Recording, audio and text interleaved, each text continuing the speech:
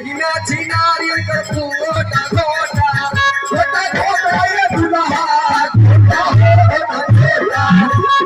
गोटा ये दुल्हा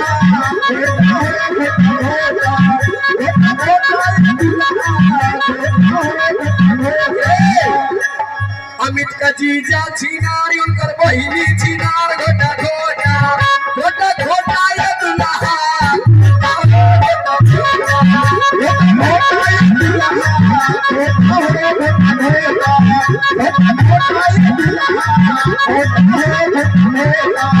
गोटा गोटा ये दुल्हा गोटा गोटा ये दुल्हा